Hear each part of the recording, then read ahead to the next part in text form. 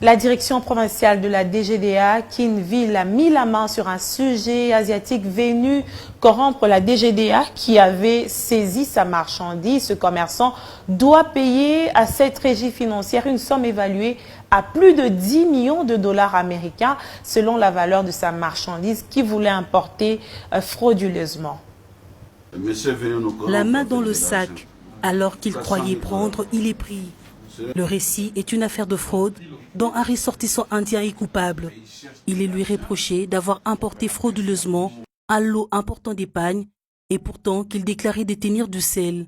Devant sa ruse, la douane saisit sa marchandise et s'ensuit des menaces. Le commerçant zélé intime l'ordre au service de la DGDA de libérer sa marchandise.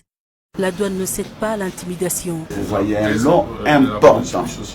L'évaluation des droits faite, c'est plus ou moins 1 million 800 quelques, 900 quelques mille dollars. Des droits. Les pénalités au minimum d'une fois, c'est plus ou moins 8 millions et quelques. Dans l'ensemble, ça fait 10 millions de dollars. Ok. J'ai tout fait pour les persuader de signer les PV. Ils hésitaient, ne faisaient même pas voir.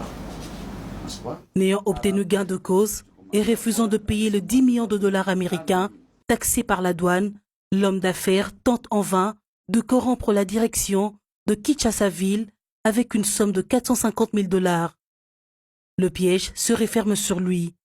Interpellé, la police judiciaire saisit du dossier et passe à l'arrestation du délinquant. Il a amené 400 avec la promesse de le ramener.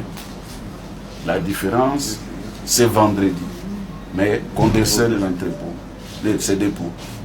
C'est-à-dire qu'en parlant avec les DG qui suivaient aussi déjà les dossiers, en collaboration c'est avec la police judiciaire. Ah d'accord. Oui, c'est le général. Le général Igouaké. Enchanté. Okay. Merci. Aux arrêts, la justice devra instruire l'affaire. Le prévenu est passible de poursuites judiciaires.